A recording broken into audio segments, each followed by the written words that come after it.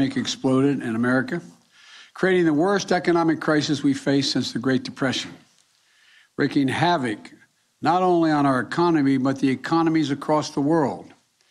In just 2 months, over 20 million Americans lost their jobs, and unemployment rate shot up to 14.8%, the highest ever recorded in America. And all of you remember those scenes. Major cities and small towns, main streets that looked like ghost towns, boarded up businesses, empty roads, empty highways, empty airports, and empty train stations. Offices were closed, schools were closed, and hospitals were taken to the breaking point. When you remember the depths of the crisis we faced, it's all the more amazing the progress that we've made since then. We've gone from an economy that was shut down to an economy that's leading the world in economic growth. We've gone from small businesses being shuttered to a record number of new small businesses starting up. And we've gone from a devastating job destruction to record new job creation. Don't get me wrong, we still have a long way to go to fully recover from all the pain and destruction caused by the pandemic. And we're still dealing with the difficult challenges and complications caused by COVID-19 that are driving up costs for American families.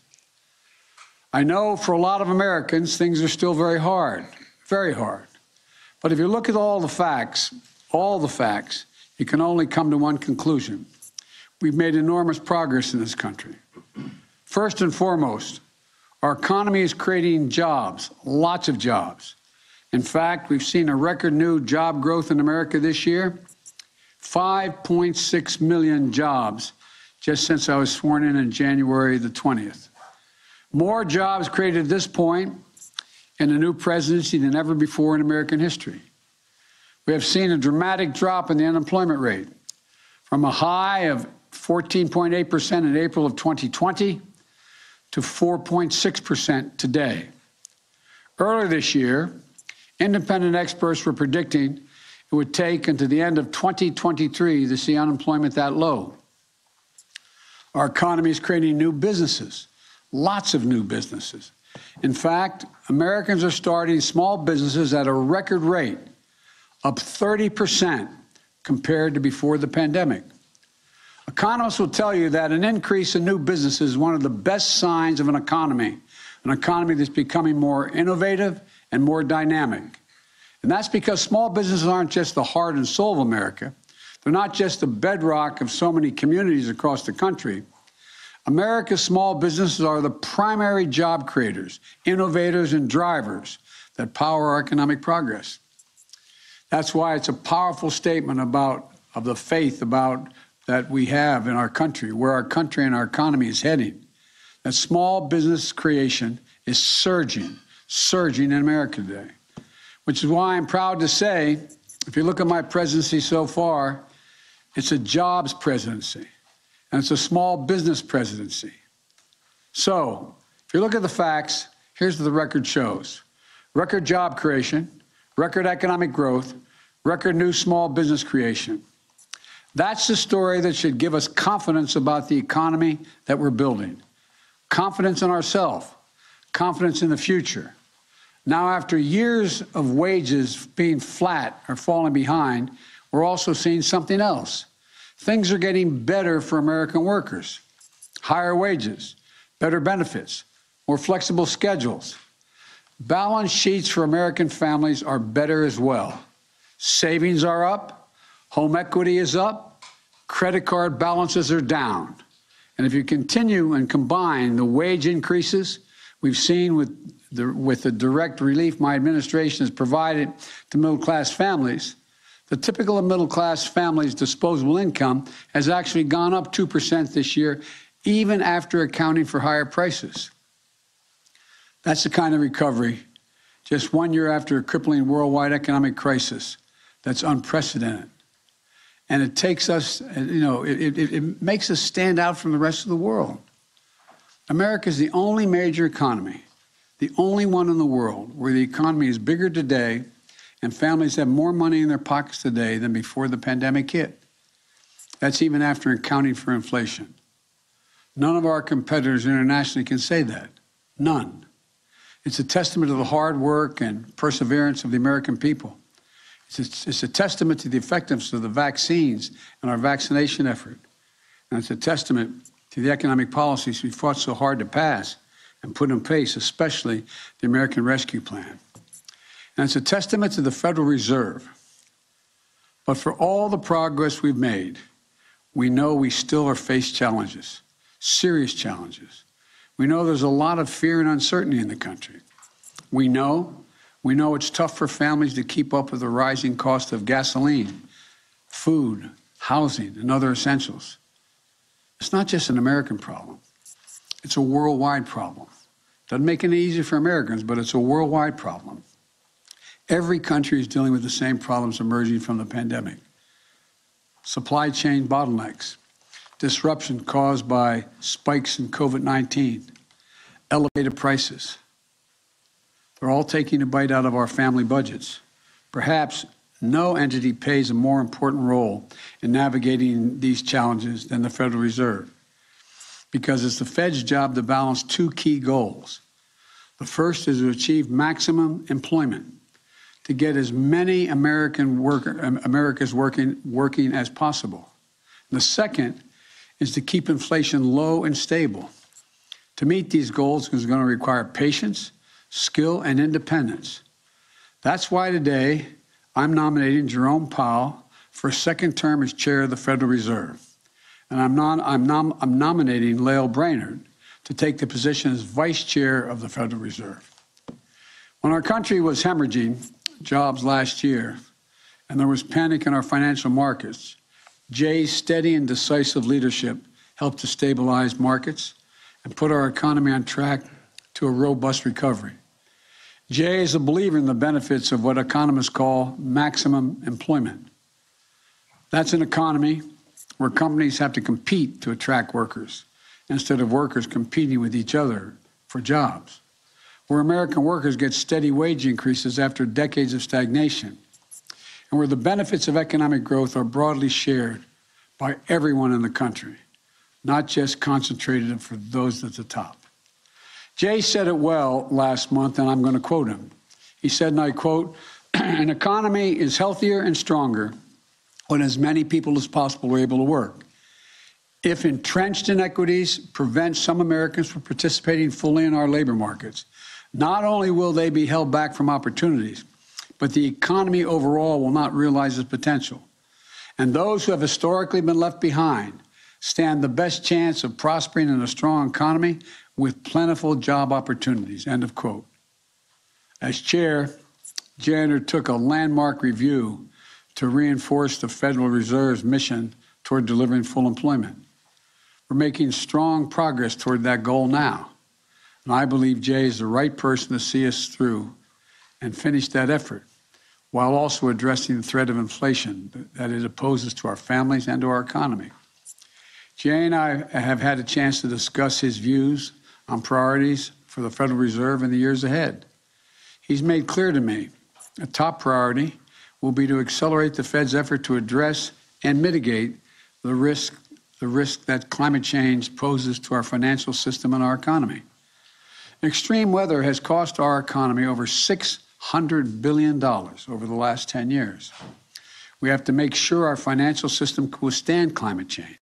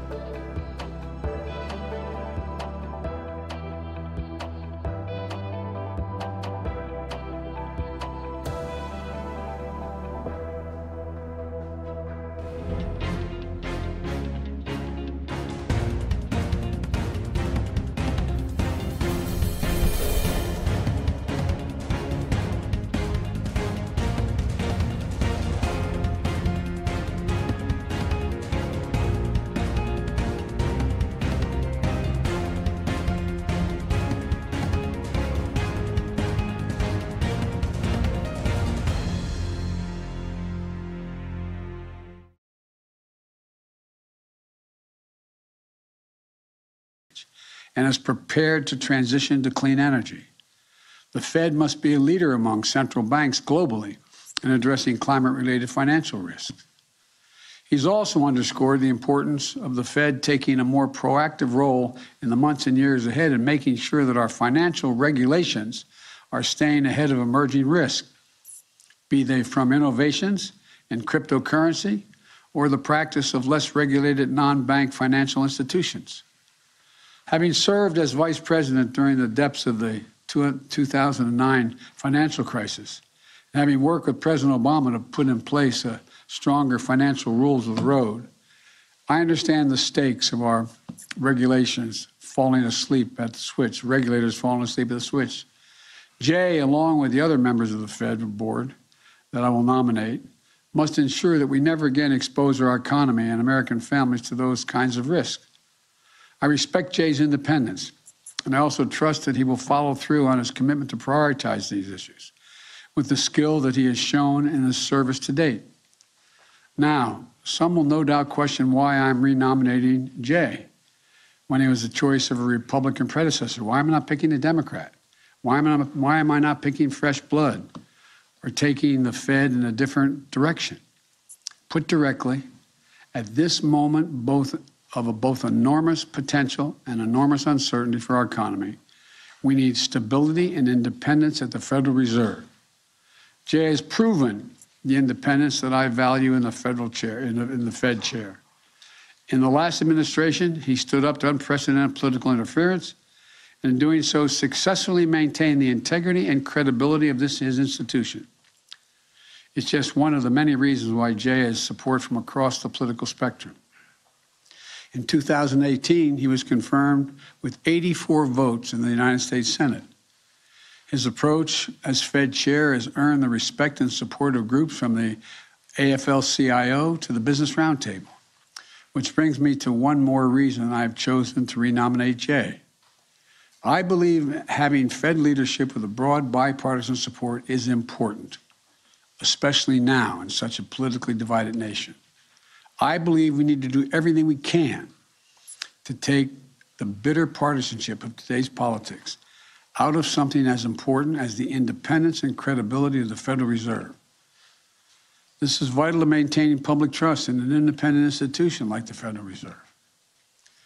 And that is why I'm so proud as well to nominate Dr. Lael Brainerd, to serve as vice chair of the Federal Reserve. By promoting Lael today to vice chair, I'm elevating one of the country's most qualified and dedicated public servants. She's one of the nation's leading macroeconomists. She spent years at the Treasury Department representing American capitals around the world on international economic issues.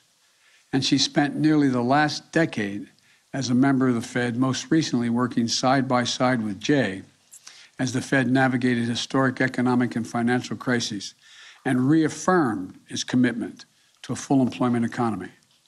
Throughout her time at the Fed, Lael has also been a steadfast voice for tough rules to protect the pensions and savings of the American people. She's led the Fed's efforts to make sure the banking system serves everyone in the communities they serve, so that regardless of where you live or your background, every American can have access to credit they need to start a business, buy a home, and just have a fair chance in life. She's done pioneering work on how the Fed should account for the emerging risk of climate change to our financial system. And like Jay, her expertise and leadership have earned her the respect and support of Republicans and Democrats alike. I'm proud to nominate her to the vital role of Vice Chair of the Federal Reserve. Beyond Jay and Lael, I look forward in the coming weeks to nominating additional members of the Federal Reserve Board of Governors, including a new Vice Chair for Supervision. These individuals will help safeguard our financial system, and alongside Jay and Lael's leadership, help to support and continue this historic economic recovery. While Jay and Lael bring continuity and stability to the Fed, my additions will bring new perspectives and new voices. I also pledge that my additions will bring new diversity to the Fed, which is much needed and long overdue in my view. Last year, the pandemic shut down much of the global economy. Now there's a worldwide reawakening, and it's creating both an incredible opportunities and tough challenges. As economies all across the world come back from this pandemic, America is leading the way. Like every country in the world, we have to deal with these issues of rising costs. But we should remember, we have the skill and the tools to get it under control. While other countries are stumbling out of this pandemic, we're racing ahead because so much of the rest of our economy is doing well, because we have created so many new jobs as fast as we have. We're in a position to attack inflation from the position of strength, not weakness. In times like these, we need steady, tested, principled leadership at the Fed. We need people with sound judgment and proven courage to preserve the independence of the Fed. And we need people of character and integrity who can be trusted to keep their focus on the right long-term goals of our country, for our country. I'm confident Jay and Lael are those people. Now I'd like to give both Jay and Lael an opportunity to say a few words. And we're going to start with Jay, and then I'm going to turn to Lael. Jay, the floor is yours. You're over this side.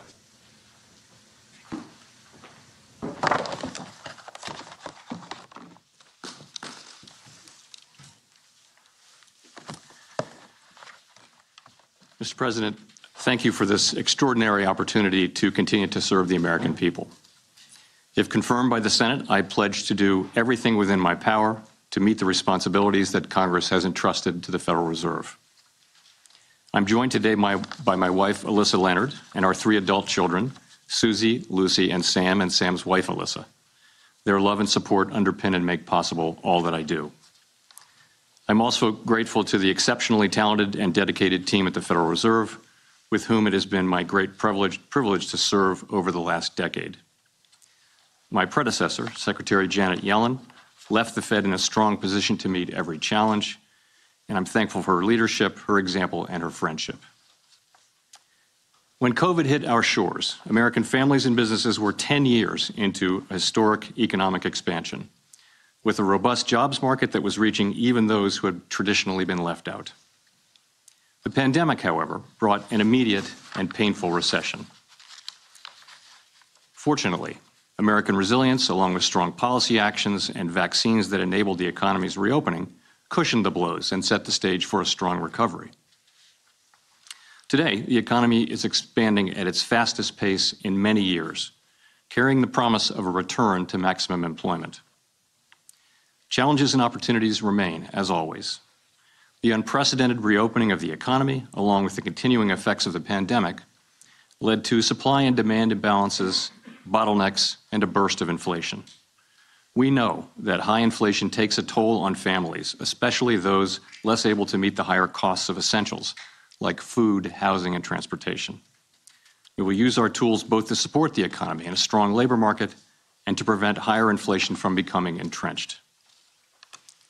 Other key priorities include vigilantly guarding the resilience and stability of the financial system, addressing evolving risks from climate change and cyber attacks, and facilitating the modernization of the payment system while protecting consumers.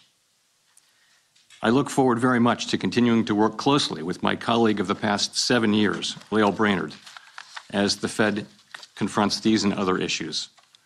Lael brings formidable talent, a wealth of experience, and good judgment to our work.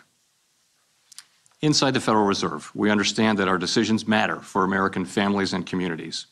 I strongly share that sense of mission, and I'm committed to making those decisions with objectivity and with integrity, based on the best available evidence in the long-standing tradition of monetary policy independence. Mr. President, thank you again. Thank you.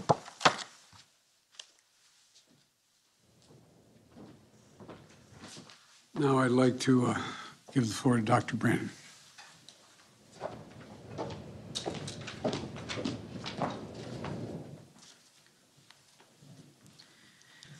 Mr. President, thank you. I'm deeply honored that you're entrusting me with this responsibility at a critical time. I'm committed to putting working Americans at the center of my work at the Federal Reserve. This means getting inflation down at a time when people are focused on their jobs and how far their paychecks will go, It means supporting a growing economy that includes everyone. It means ensuring that financial markets are thriving and resilient, and the economy is sustainable for future generations. It means serving all Americans in every community across the country and ensuring the Federal Reserve reflects the diversity of the communities we serve. I was privileged to work with Chair Powell as we made every effort to protect workers, businesses, and families from the COVID financial shock with the support of Congress. And I look forward to working with him in the months and years ahead to build a durable recovery. I also want to thank Secretary Yellen, with whom I've also been privileged to work. I'm grateful to the many people who have supported my efforts. As a working mom, I'm especially grateful for the love and support of my 3 dynamic daughters, Kaylin, Kira, and Coco, who took the afternoon off from school, my deeply devoted husband, Kurt, Aunt Vivian, my sisters, and my amazing mother, Joanne, who's here with me today. I'm confident that by working together, we will see a strong recovery for all Americans. Thank you. Thank you.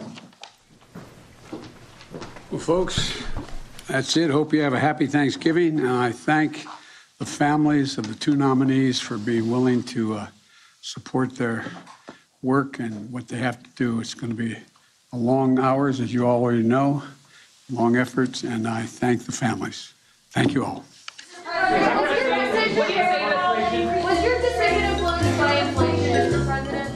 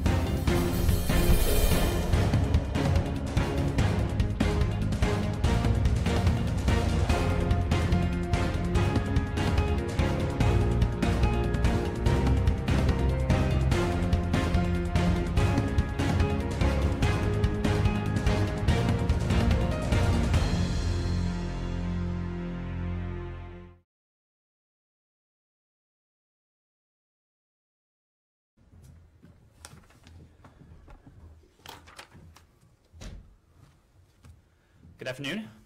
Happy Monday. Happy Thanksgiving week.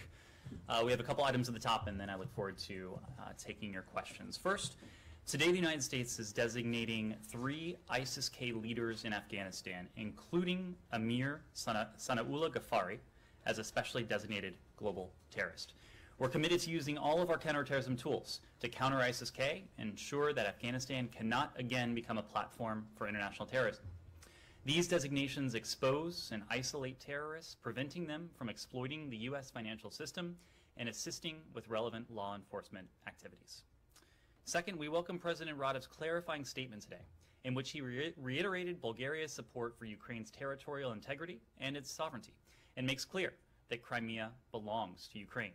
The United States, G7, the European Union, and NATO, we've all been clear and united in our position that despite Russia's attempted annexation and ongoing occupation, Crimea is Ukraine. All of us, including Bulgaria, declared at the Crimea Platform Summit in August that Crimea is an integral part of Ukraine and that we do not and will not recognize Russia's efforts to legitimize its seizure and occupation of the peninsula. With that, happy to take your questions. Sean. Sure. First of all, if not mistaken, happy birthday. Thank you very much. Thank you. Happy birthday. Matt Lee has given me the best gift anyone could offer today. He actually tipped me off there. I see.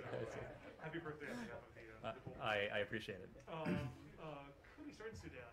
Sure. The deal that was reached this weekend with Prime Minister Hamdok being reinstated. I saw the Secretary's tweet yesterday. Wanted to pursue that to see how significant do you think this is? Is this a breakthrough? And some people in the street are saying that actually, effectively, the military is co-opting Prime Minister Hamdok. How do you see it? And then how does this relate to United States assistance? The U.S., of course, has suspended $700 million in economic assistance. Is that now, is there some talk about resuming that at this point, or is that premature? Great. Let me say a couple of things on that. First, we are encouraged. We are encouraged that the November 21st agreement is an important first step to put civilian-led democratic transition back on track. Specifically, we're encouraged by the release of Prime Minister Hamdok from house arrest and his reinstatement to office. But let me just underscore, this is a first step. This is nothing more than that, and we'll be watching very closely. And specifically, to build on this first step, we call on Sudanese leaders to implement the agreement and key transitional tasks. That includes creating a transitional legislative council, judicial structures, electoral institutions, and a constitutional convention. We urge the immediate release of all other civilian leaders and all those detained in connection with the military takeover, as is called for in this very agreement that was finalized on November 21st. We reiterate our call for the lifting of the state of emergency as well. Look, the resumption, the reinvigoration of Sudan's civilian transition remains a top priority for us. We have been very engaged on this, supporting that process, working very closely with the international communities. We'll continue to press on all of the relevant actors and stakeholders to work towards this goal and to ensure that the first step that was announced in recent hours is not the last step. To that end, I can relay that the Secretary had an opportunity today to speak to Prime Minister Hamdok, to speak to General Burhan, and that was essentially his message, that we must continue to see progress, we must continue to see Sudan move back down the democratic path, and that starts with the reinstitution of the Prime Minister, but it certainly doesn't end there. And the U.S. assistance, is that still severed indefinitely? Well, this goes to the first point, that this is a first step. It's not the last step. We'll be watching very closely. We don't have any announcements to make at this time regarding our assistance, any changes to our posture, but clearly those decisions will be predicated entirely on what happens in the coming hours, in the coming days, in the coming weeks. So when you say first step, are you specifying like 4 or 5 steps before they can get the $700 million? Look, what we are saying publicly, and obviously we are communicating with the parties as well, including the Secretary today. As you know, Molly Fee was in Khartoum last week now, where she had an opportunity to meet with Prime Minister Hamdok, where she had an opportunity to meet with military leaders, including General Burhan. But what we're making clear is that there's a ways to go before this process is fully back on track. We are invested in this process precisely because the Sudanese people are invested in their democracy, and the democracy that they worked so hard to achieve in the first instance, and now they are very clearly taking to the streets peacefully to make clear that their aspirations for democracy, for a constitutional government, they are undiminished. And so we continue to stand with the Sudanese people as together we support that goal of a reinvigorated democratic transition in Sudan. Yeah, well, today there was a protester was killed, 14 others were injured, but that's not my question, because Mr. Hamdok said that the reason he's back is to maintain economic accomplishments, and there was an obvious reference in the aid that they are receiving from you, from others, and so on. So if he put that as a condition that you guys will restore this aid? I mean, we're confused on the time frame. I know you're saying first step, but we don't know what the coming steps ought to be. Well, we've talked about some of those steps, and I mentioned some of them in my opening comment. Again, to build on the first step that we've seen enacted, we call for these key transitional tasks to be completed. Creating a transitional legislative council, judicial structures, electoral institutions, and a constitutional convention. So we are encouraged by what we've seen so far, but this cannot, it must not, be the final step in what we see going forward. Okay. Were there any reciprocal kind of assurances given to Mr. Burhan that you will stay where you are, you will stay in position of leadership, and return, that he will allow the transitional process to take place? Was there any kind of quid pro quo with Mr. Burhan? The Sudanese stakeholders, they have spoken to the contours of this agreement. Our only role in this was to support, to encourage productive negotiations to reinstate Prime Minister Hamdok. We didn't facilitate, we didn't mediate these discussions, but again, we were there as a supporting actor, supporting at our core the aspirations of the Sudanese people themselves. Yes? And on other issue. Anything else on Sudan before we move on? Sorry, sure. On the issue of debt relief, that it's been cited as one of the concerns of this military takeover was that it was going to set them back in terms of receiving that debt relief as well as the aid. Does this deal change your view on that? Well, again, this is a first step, and so we are still evaluating the best path forward to support Sudan's civilian-led transition in light of recent events. But what will contour our approach is what happens next, whether this first step is met with additional steps in the right direction, in furtherance of what the Sudanese people have so very clearly been calling for by peacefully taking to the streets and having their voices heard. Anything else on Sudan? Okay, great. Secretary Blinken has met today with Moroccan Foreign Minister. Do you have any readout for the meeting? We will have a readout for you later today. Obviously, our relationship with Morocco, it's an important one. We share many common interests in the region, plenty for them to discuss. He's had several engagements with the foreign minister previously, and this was an opportunity today to build on those, but we'll have a readout for you. On the Western Sahara, the administration supports the UN political process. At the same time, the US still recognizing the Moroccan sovereignty on the Western Sahara. Is there any conflict in the US position, and how will you deal with this issue? Well, the Secretary had an opportunity to speak to this when we were in Senegal over the weekend, on Saturday, in fact. And what he said then is that what we support is Personal Envoy Staffan de Mistura's leadership in resuming the UN-led political process to advance what is our ultimate goal, and that's a durable and dignified resolution to the conflict in Western Sahara. We have and will actively support the efforts of Personal Envoy de Mistura to promote a peaceful, to promote a prosperous future for the people of Western Sahara and for the broader region as well. We remain engaged with all sides to do just that in support of this diplomatic effort. And we will support credible UN-led political process to stabilize the situation and secure a cessation of any hostilities.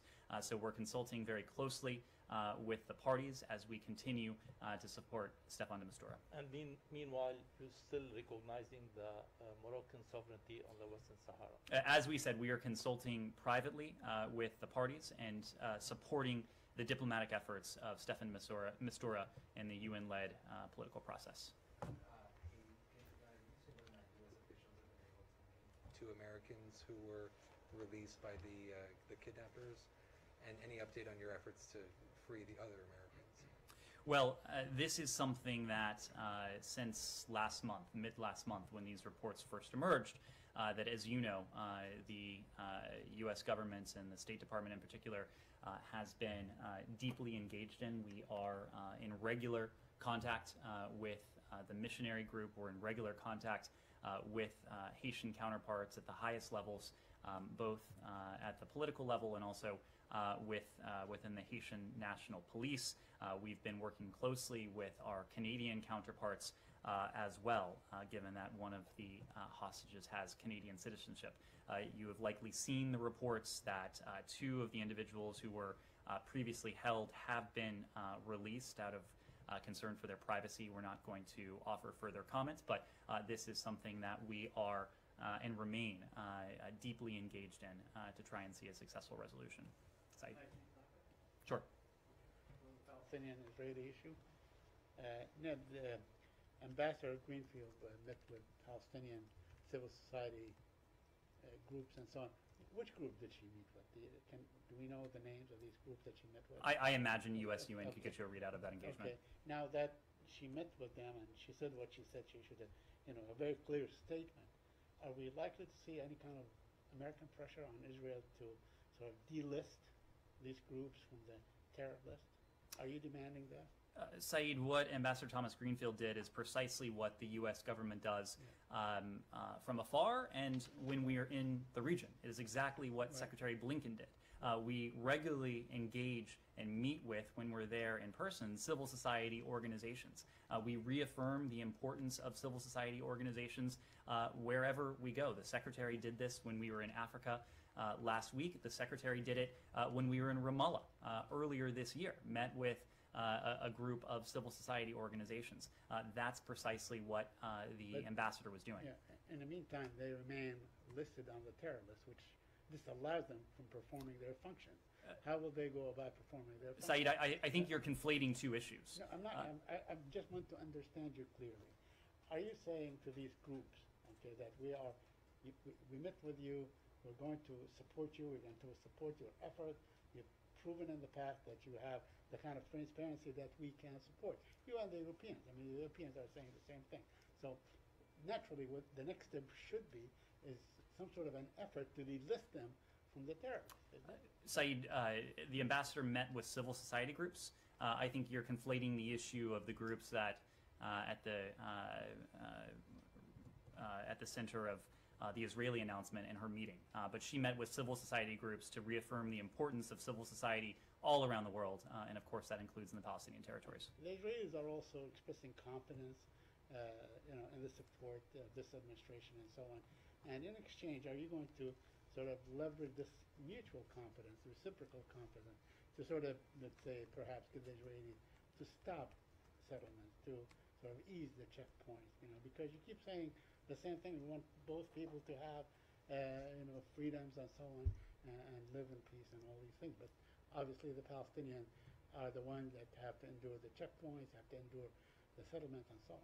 Well, we are fortunate to have a very positive and a deep and strong relationship with our Israeli partners. And through that relationship, we can best accomplish our mutual goals. These are issues that we continue to engage our Israeli partners on. We're also fortunate to have a strengthened relationship with our Palestinian counterparts. And as you know, deepening and reestablishing in many ways our ties with the Palestinian Authority and with the Palestinian people has been a key goal of this administration from the earliest days. So we've been gratified to see that progress as well. Reopening of the consulate? We've spoken to this issue. I just don't have an update for you on it. Yeah. Sorry? Russia? Sure.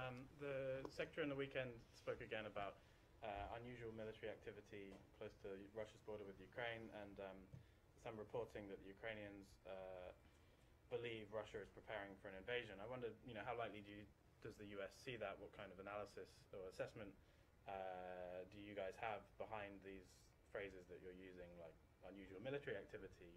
Can you tell us what is it exactly that's occurring there that's giving you these concerns, and how likely do you think an invasion might be?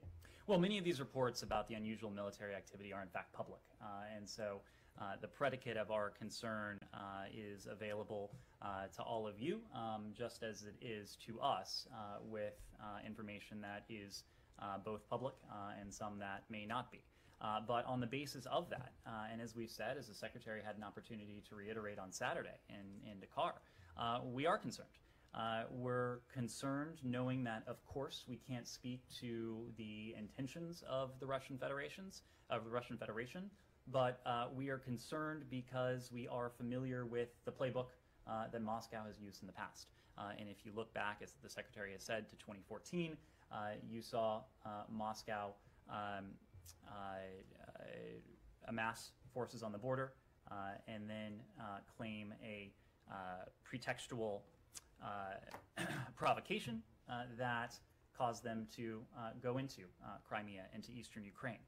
So that is why we have spoken out very clearly on this, making the point that any escalatory or aggressive actions would be of great concern to the United States, but not just the United States. We've had an opportunity to compare notes with many of our partners across Europe, to do so in the context of our NATO allies, but also with our partner Ukraine. And of course, the President had an opportunity to see President Zelensky, as did Secretary Blinken, at COP26 just the other week. The Secretary later engaged in a strategic dialogue with Foreign Minister Kuleba, where this was also a primary topic of conversations. In each of those meetings, not only did we express our concerns, but we made clear our support, our unwavering support for Ukraine's sovereignty and its territorial integrity as well. And is there something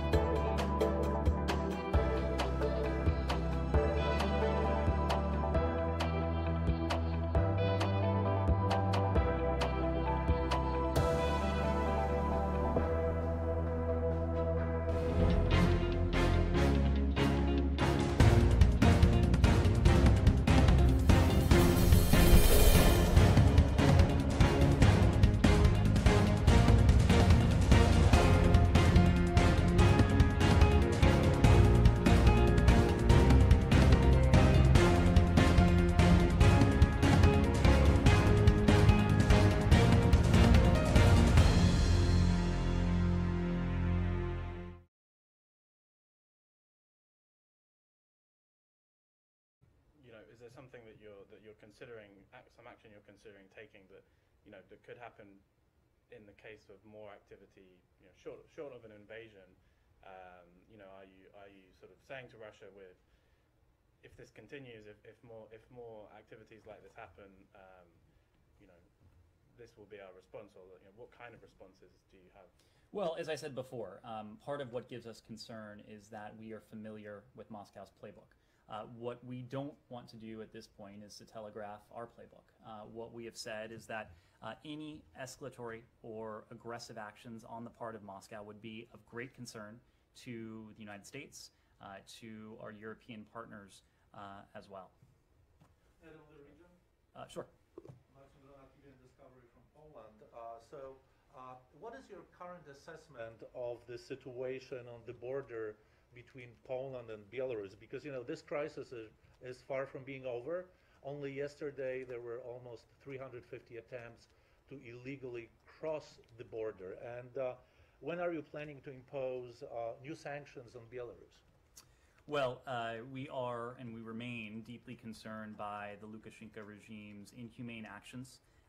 We strongly condemn their callous exploitation and coercion of vulnerable people, of people who have been seeking nothing more than a better life, with the regime's inhumane facilitation of irregular migration across its borders.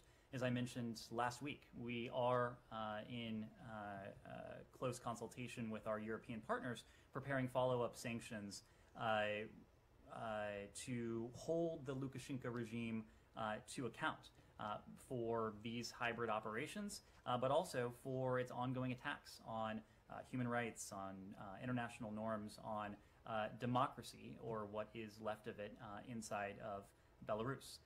To that end, we call on the regime to immediately halt its campaign of orchestrating and coercing irregular migrant flows across its borders into Europe, as long as the regime in Belarus refuses to respect international obligations and commitments, as long as it undermines the peace and security of Europe, as long as it continues to repress and to abuse its people.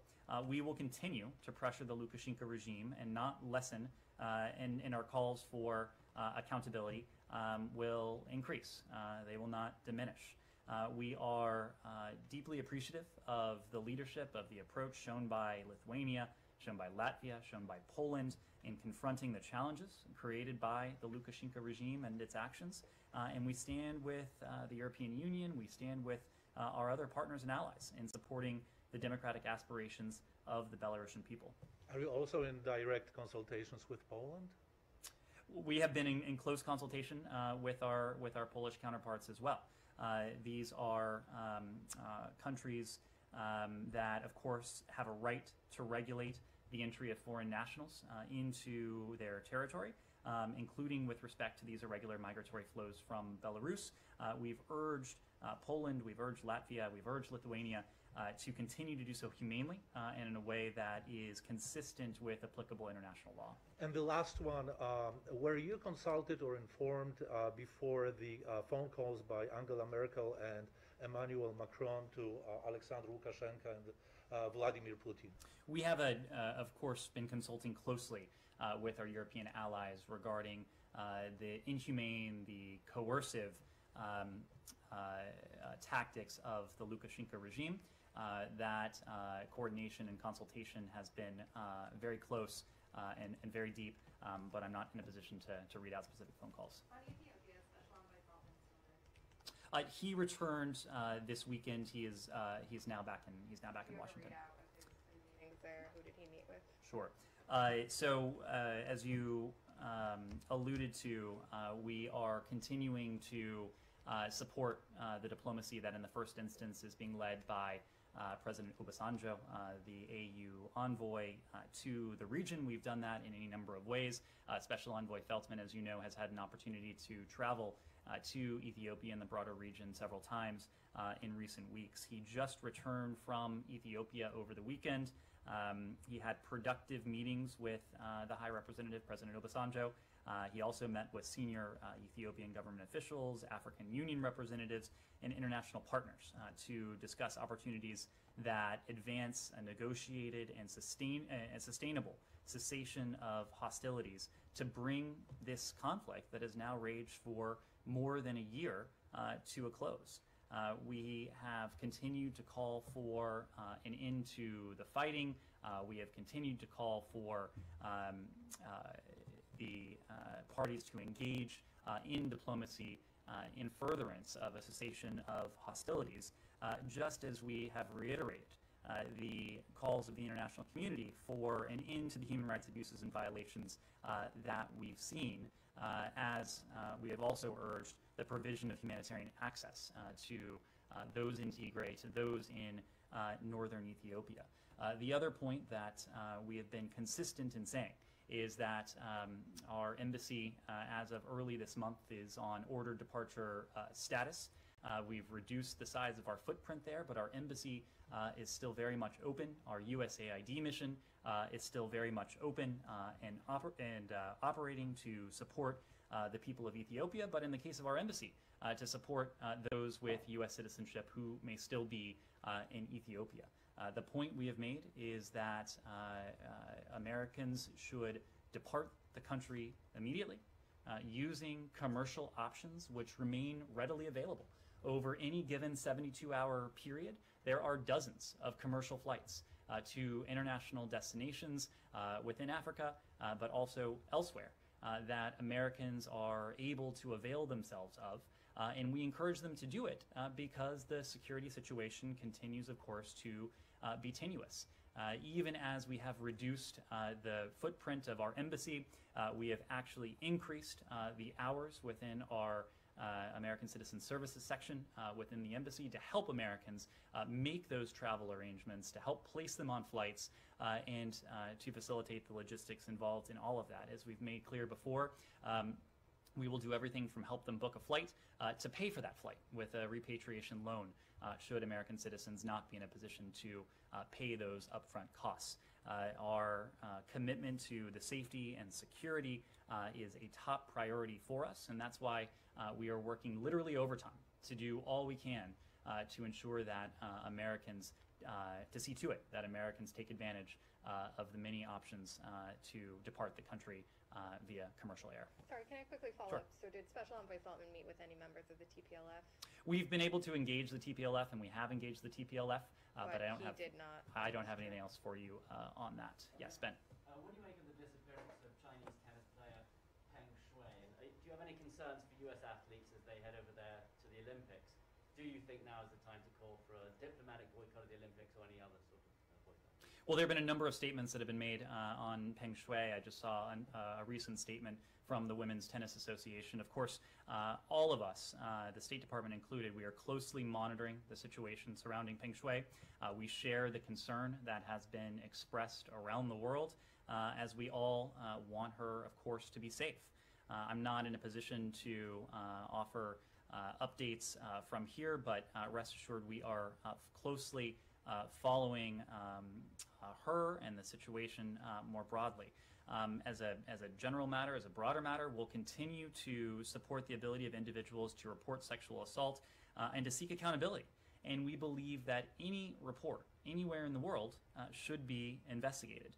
We will continue in the PRC context and in all contexts to stand up for the freedom of speech, especially in light of what we've seen from the PRC, and that is essentially a zero-tolerance approach for criticism and a record of silencing or attempting to silence those who do attempt to speak out.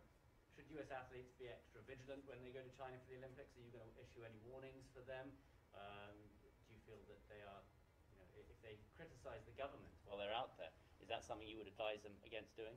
Well, look, I don't have an update in terms of our approach to the Winter Olympics. There's still a number of months off, but when it comes to what our presence should be, there are a range of factors, including our deep concerns with the human rights abuses in Xinjiang, and we have talked about that both in the context of our bilateral relationship, but also specifically in this context as well. Our position on Xinjiang, our position on the PRC's continued human rights abuses is very clear. We have taken a number of steps to promote accountability for the ongoing human rights abuses, and in the case of Xinjiang genocide there, and we'll continue to do that, but I just don't have an update on the Olympics. Sure. Just the IOC president said that he spoke with Ms. Peng. Does the United States have any assessment of that? Whether is there any coercion involved, and do you have any general assessment of whether that was productive? I don't have any assessment to share publicly. As I said before, we are closely monitoring the situation. We are closely following developments, but we'll leave it to the IOC, to the WTA, and others to speak to that. Yes. Sure. Iranian top nuclear negotiator in an interview with us in Al Jazeera, he said that U.S. must accept reality and lift sanction immediately, and that Iran is entitled to further advance its nuclear program, citing Article 26 and 36 of the Iran deal. Do you have a comment on that? I don't have a specific comment to that, and that's precisely because the issue of sanctions and the issue of nuclear steps and nuclear restrictions, that's at the crux of what it is that the 6 rounds that have been concluded of indirect negotiations with Tehran and Vienna have been all about. It's also why we have very consistently called for the resumption of diplomacy, indirect diplomacy in the case of the United States, so that we can determine whether we can finalize the remaining issues. We can build upon the progress that had been achieved in those 6 rounds on the question of, on the one hand, the nuclear steps that Iran must take to resume its compliance with the JCPOA, and on the other hand, the steps regarding sanctions that the United States and the international community would be willing to take should Iran be willing to resume its compliance with the JCPOA. So we'll leave that to the negotiations in Vienna. There's some reports in the New York Times that Biden administration is trying to give incentive to Iran by easing some sanctions to encourage them to negotiate faithfully in Vienna. Is this true? We have been very clear all around that we are not willing and will not take unilateral steps as sweeteners to sweeten the pot just to get negotiations going. A mutual return to compliance, it is in the interests of the United States, it is in the interests of the other members of the P5+1, it is also, as previous governments in Iran have concluded, in the interests of Tehran if we are able to get there. So we will we will be clear that we're not going to engage in unilateral steps for the sake of just getting back to the table. Also, the New York Times reported that U.S. officials have warned Israel that its attacks against the Iranian nuclear program are counterproductive and have enabled Tehran to rebuild an even more efficient enrichment system. Could you elaborate on this? I mean, have you been in touch with Israel on this issue and trying to persuade them not to attack? Well, what I will say broadly is that we have been in regular, almost constant contact with our Israeli partners to include on this issue. Special Envoy Malley was just in Israel last week, I believe it was. He had an excellent visit there where he engaged in consultations with Israeli government counterparts and also with senior intelligence officials as we prepare to resume negotiations in Vienna. What he was doing there is not unique, however. We have regularly engaged with our Israeli partners before each round, in many cases during each round, and after each of the 6 rounds of negotiations that have been completed. Look, at the end of the day, the United States and Israel, we share a common objective here, and that is to see to it that Iran is verifiably and permanently prevented from obtaining a nuclear weapon. And we continue to believe that diplomacy, in coordination with our allies and partners, and that of course includes Israel, is the best path to achieve that goal. It's the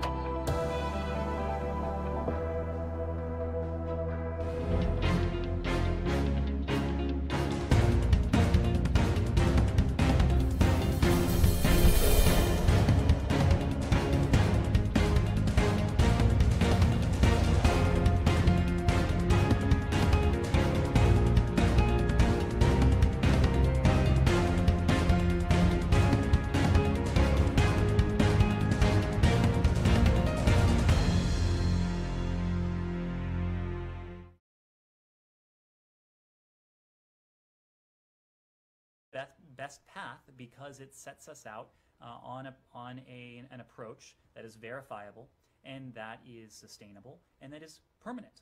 And that is one of the key advantages that the JCPOA conveys. So we will continue to consult very closely with our allies and partners. Special Envoy Malley in recent days alone has had discussions with his Chinese, his Russian counterpart as well. We have been in close contact with the E3. He had an engagement with the E3 members on his travel. He engaged with our GCC partners on the travel during that travel as well. And in all of those engagements, there was a broad and shared agreement that on the need for a mutual return to full compliance with the JCPOA. So do you expect the talks to go on without a hitch next Monday, a week from today, on the 29th? I certainly don't want to be in the business of predicting how this will unfold. You don't see them being scuttled for any reason? As of right now, talks are still slated to resume next Monday, November 29th. At the IAEA Board of Governors meeting later this week, will the U.S. support a censure of Iran, given the steps it's taken outside of the nuclear deal? Well, we have been very clear that Iran's provocative nuclear steps are of great concern to us. They are of great concern to our partners as well. We have made very clear that these continued nuclear escalations are unconstructive and they are at their core inconsistent with the stated goal, with Iran's stated goal of returning to mutual compliance with the JCPOA. We've also been very clear that they serve no constructive end. They will not provide Iran with any negotiating leverage when talks resume in Vienna next week. Look, we've noted with concern statements from Iran, statements to the effect of only countries with nuclear weapons have taken such steps with respect to enrichment. The JCPOA, one of, again, its core advantages, was the fact for us that it imposed strict limits, both on the level and the quantity of enrichment of enriched uranium in Iran. And Iran's continued escalations, its continued escalations beyond JCPOA limits, they're a clear reminder for us, for our partners as well, of the importance of seeing to it, or at least testing the proposition, that we can achieve a mutual return to compliance with the JCPOA. But they haven't faced any repercussions for the repeated steps that you've, again, criticized. At what point are you willing to censure them for what they have done and make them pay a price for it? Well, we have been very clear for a number of reasons, including for these continued nuclear escalations, that this approach to the JCPOA, what we are trying to test out in Vienna, is not an approach that we will take indefinitely. It is not an approach that we can or should take indefinitely, because eventually Iran's continued nuclear advances will render the advantage, the utility of returning to the JCPOA as it was crafted and ultimately implemented in 2016 as not worth it. Not worth it for the United States, not worth it for our international partners as well. We're not at that point yet. We continue to believe that diplomacy provides the most sustainable, the most durable, and really the only permanent and verifiable means of seeing to it that Iran can never again obtain a nuclear weapon. And so that's why we are returning to Vienna to see to it if we can achieve that mutual return to compliance. But short of that point, like, why not censure them now for the steps that they have already taken? As you said, for a program that otherwise would not need to take the steps, 60% enrichment, uranium metal enriched. Why not censure them? Well, you referred to it. There is a Board of Governors meeting in the coming days. I don't want to get ahead of that meeting. We have full faith and confidence in the Director General, Mr. Amano. We have full faith and confidence in the IAEA itself. We've been consulting very closely with the IAEA. The Director General had an opportunity to meet with Secretary Blinken here at the department several weeks ago, but we have been in regular contact with the IAEA to determine the best approach and the best response to these continued nuclear escalations. Mm-hmm. Americans detained in Iran separately from the negotiations over the JCPOA. Is that still the case going into this next round? That's still the case, and it's still the case for one very simple reason. We have gone to Vienna to test the proposition as to whether we can achieve a mutual return to compliance with the JCPOA.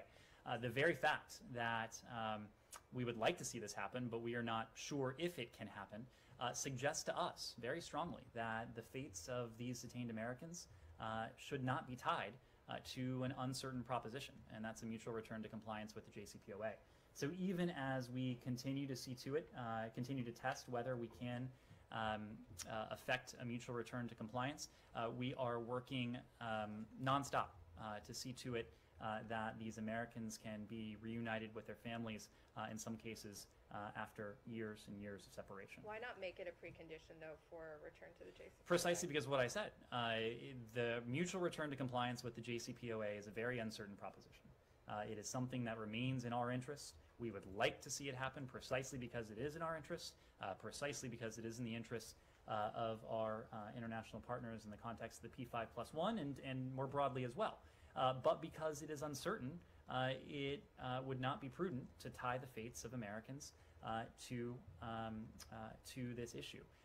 We feel that by working these issues on parallel tracks, separate but parallel tracks, we, in an ideal world, will be in a position to achieve both, a mutual return to compliance, even as we work over time to return these Americans to their families as soon as we can. Can I quickly ask one more? Was there any discussion on the fates of these Americans while there was a hiatus on the JCPOA talks?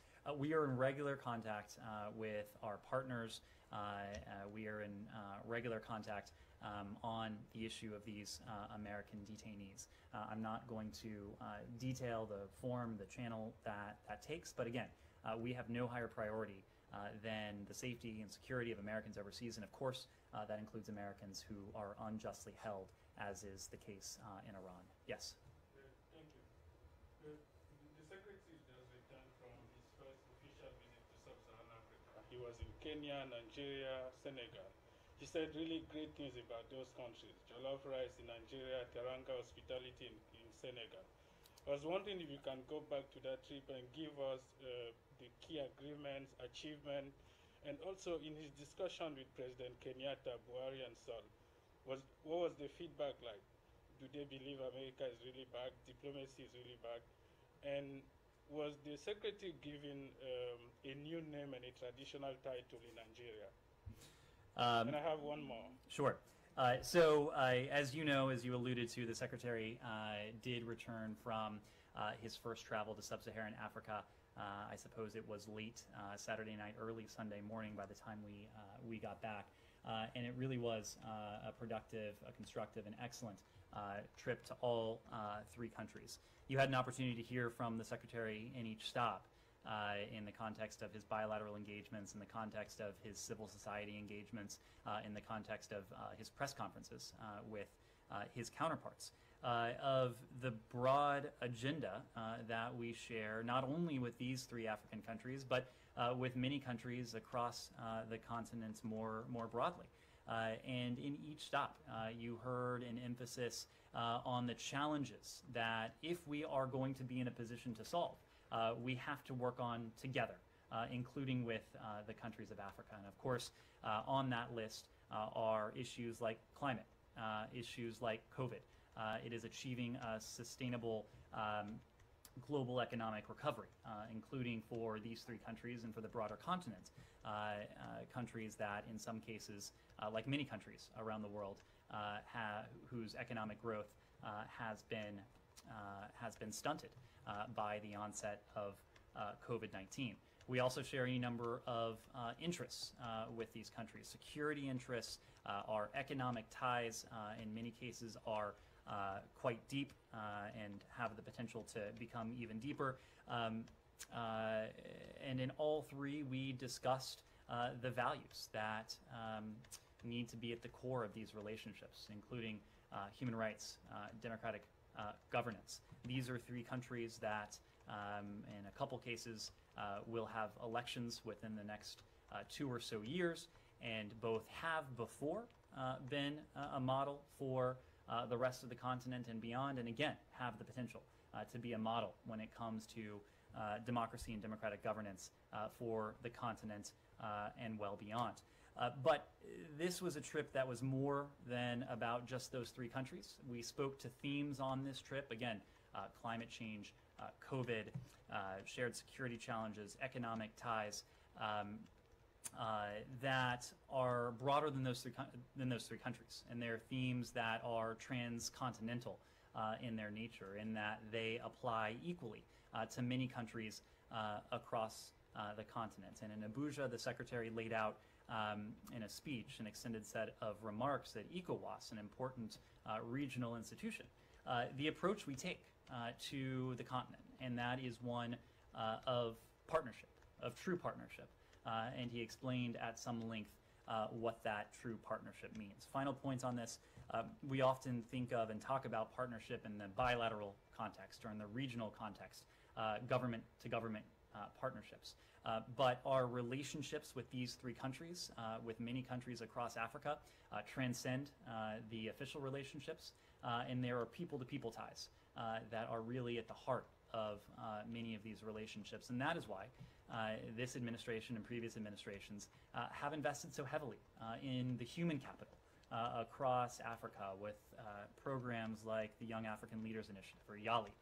While he was in these countries, the Secretary had an opportunity to meet with several YALI alums to hear about their tremendous successes in using the skills, using the connections, taking advantage of the experiences that they had in YALI or other IVLP programs, taking those back to their home countries and really being leaders in their own right to help shape, to help craft the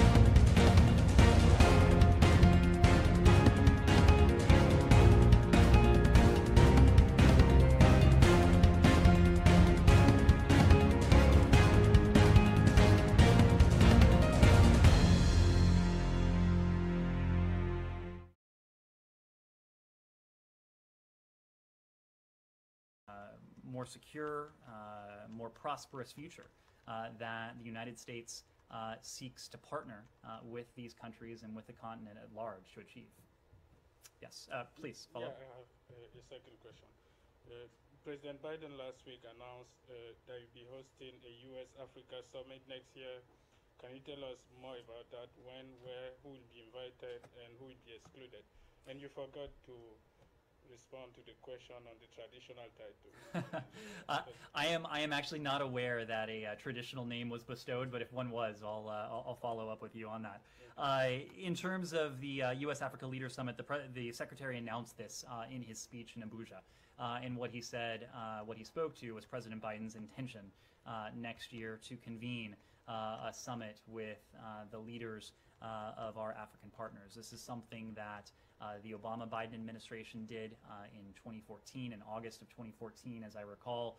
It was an opportunity to bring to Washington dozens of heads of state, heads of government, to deepen, at the time, our cooperation on the sets of issues that were most relevant then. We are now some 7 years, we will be perhaps closer to 8 years removed from that opportunity to bring to the United States many heads of state and government from Africa. So there are in some ways old challenges, traditional challenges that remain, but in many ways new challenges that confront us. And the Leaders Summit that the President intends to convene next year will be an opportunity to address those issues as well. I know it's something the Secretary looks forward to and the President as well. Do you know when, where? We haven't announced a date formally yet, but we will as it gets closer. Ben. A new report came out last week that shows coronavirus samples from a cave in Laos had been taken to the Wuhan lab up to a few months before the virus broke out. Just wondered if it was still the administration's position that lab leak theory was very possible, and why it was dropping down the agenda. It wasn't mentioned in the ministerial. It wasn't mentioned between President Xi and President Biden. Has that just hit a dead end? I would refer you to my White House colleagues, but I believe it was a topic of conversation between President Xi and President Biden. Not because, and Secretary Blinken has spoken to this. This is not an issue that is solely about accountability for what happened. This is about preparing the world, ensuring that the world is most prepared for, most resilient against a potential future pandemic. And this is something that the Secretary discussed on his recent travel to Africa as well. It's not a question of if, it's a question of when we have another pandemic. And so that is why we are so focused on understanding the origins of the coronavirus pandemic, because only by understanding what has happened in the past will we be able to best defend ourselves here in the United States, but knowing that these pathogens, these viruses, don't respect borders. We have to ensure that the world, too, is as best prepared as possible. And so that is why you saw a focus, including in Dakar, where the Secretary visited the Pasteur Institute, such a focus on not only COVID and recovering from COVID, but also building that resilience, building that global health security broadly in Africa, around the world, knowing that we are only as strong as the weakest link when it comes to this. As you know, the intelligence community has been looking at this issue very closely. They have now issued a couple public reports. I'd refer you to those public reports, public assessments for the current state of our analysis, but I can reassure you certainly that understanding the origins of this virus remains a priority for us so that we can best protect ourselves the next time around. Let me just move around to the, okay.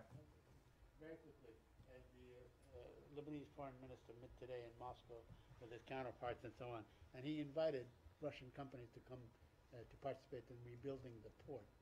Would that be fine with you? Would that, would you look favorably at Russian companies working in Lebanon, rebuilding the port?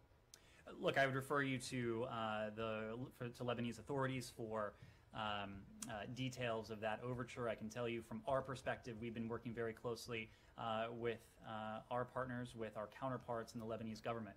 Our partners in this case being the French, being the Saudis, being a number of other countries, including countries in the Gulf, who have a shared interest in seeing to it that Lebanon is a country that enjoys more stability, more security, and more prosperity as well.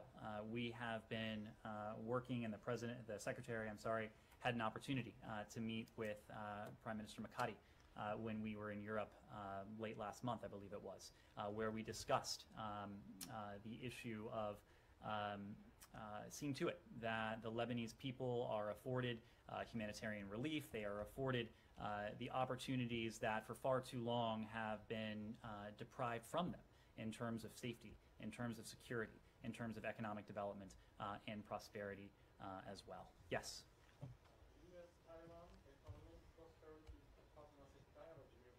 Day. So what will be the main agenda? And secondly, last Wednesday, the United States, Japan, Republic of Korea had a trilateral vice ministerial meeting here at the State Department, but Japan skipped the joint press conference due to the territorial issues between ROK and Japan. So do you think the bilateral issues had affect trilateral cooperation among the United States and Japan and ROK? What's your take on Japan's refusal to the joint press conference? In terms of your first question, the U.S.-Taiwan Economic Prosperity Partnership Dialogue, we did announce, I believe it was last night, that the dialogue, which is conducted under the auspices of the American Institute in Taiwan, or AIT, and under the Taipei Economic and Cultural Representative Office here in D.C., we noted that it provides an opportunity to exchange views on priority policy issues when it comes to our economic relationship. Its goals are to promote further cooperation and growth in our vibrant and dynamic economic partnership. Through this dialogue, it is our hope that we can explore new areas of cooperation and identify ways to jointly address shared concerns. I expect we'll have more to say after the dialogue concludes tonight. When it comes to the relationship between our allies, Japan and the Republic of Korea, you're right that Deputy Secretary Sherman had an opportunity to meet trilaterally with her counterparts here in Washington last week. All throughout, we have underscored the importance